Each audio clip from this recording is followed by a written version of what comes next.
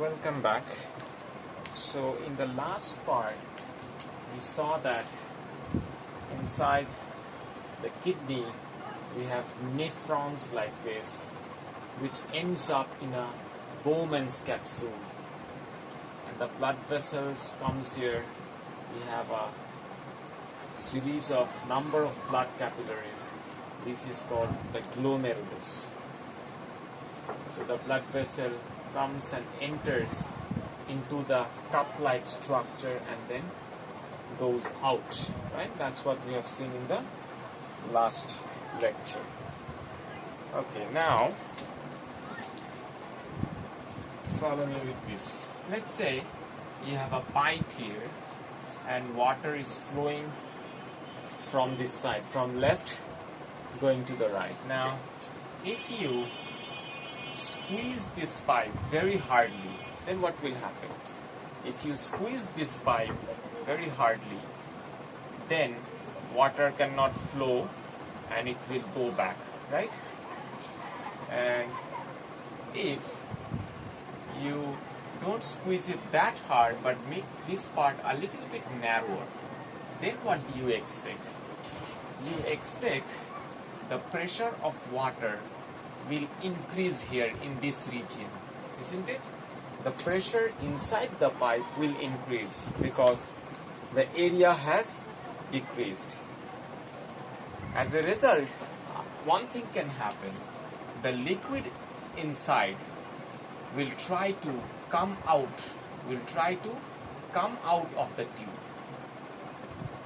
And if the tube is semi-permeable or partially permeable, if the pipe is partially permeable, then maybe the water will slowly squeeze out of the tube. This is what happens inside a kidney. You have blood flowing from this side, enters here. This end is a little bit narrow. This end of the blood vessel is narrow. So what happened? The liquid inside this blood vessel tries to squeeze out and enters the Bowman's capsule of the kidney. So material is passed from blood vessel to the kidney, and it follows this path and ultimately to the ureter and to the toilet. So blood carries a lot of things. The waste product is filtered from here to the Bowman's capsule through the nephron to the toilet. Alright? That's how it works. Now we will look into this a little bit more detail. What does this blood carries? The blood that enters the Bowman's capsule, what does it carries? Let's see. It carries a lot of water, that's for sure. It carries a lot of mineral salts. Mineral salts. It also carries some nitrogenous waste. And what are these wastes? These are urea, uric acid, and creatinine.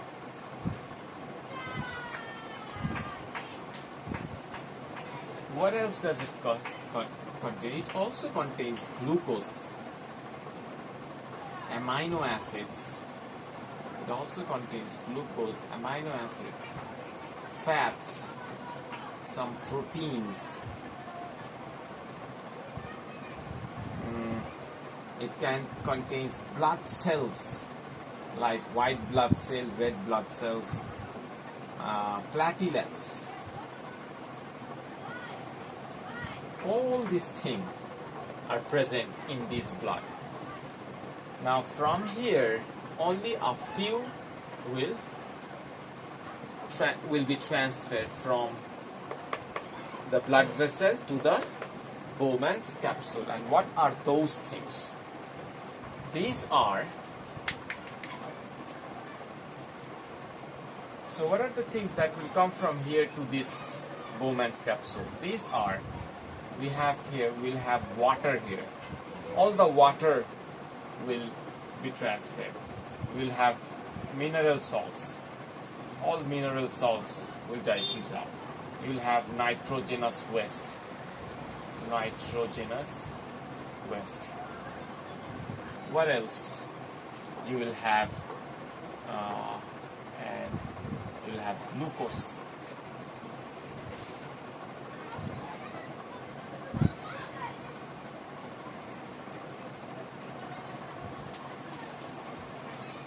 Yes, glucose. You'll have amino acids. Okay, all these things will be filtered off from the blood vessel, from the renal artery to the Bowman's capsule. All of this from the blood vessel will enter the Bowman's capsule. Okay, water, mineral salts, nitrogenous waste, glucose, amino acids. Yeah. Things that will remain in the blood, things that remains in the blood here is, things that remain here is, you have your blood cells, white blood cell, red blood cell. They don't come out of the blood vessels. You have your platelets, and then you have some proteins here. The proteins will stay. The fats will stay. Okay? But water, minerals, salts, nitrogenous waste, glucose, and amino acids all will be filtered off into the kidney, into the Bowman's capsule. Now, the blood here has very little water.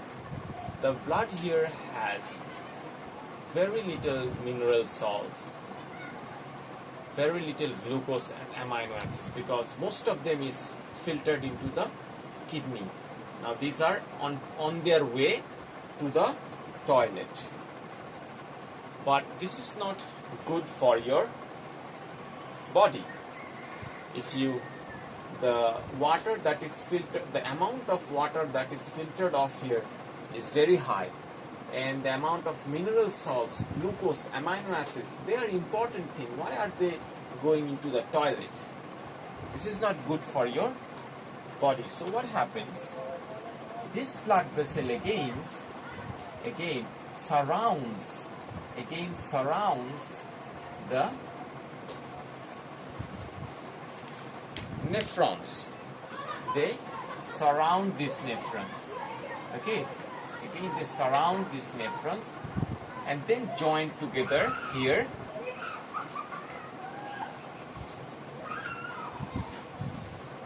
Why are they surrounding the nephron again? Why is that? As they surrounds this part, so now in this Bowman's capsule you have lot of water, mineral salts, nitrogenous group. So all of these are going in this path, right? But the blood vessels here reabsorbs. The blood vessel here reabsorbs some of this. Reabsorbs. A reabsorption happens here. Reabsorbs. What are the things that most of the water is reabsorbed? Some mineral salts, not all. Some mineral salts. Then what else? It absorbs all the glucose, because we want the glucose to stay, and it absorbs all the amino acids. No glucose and amino acids should pass into the toilet. So what happens in this region? The loop of Henle, in this region, some reabsorption occurs. Most of the water, so this important thing are not waste.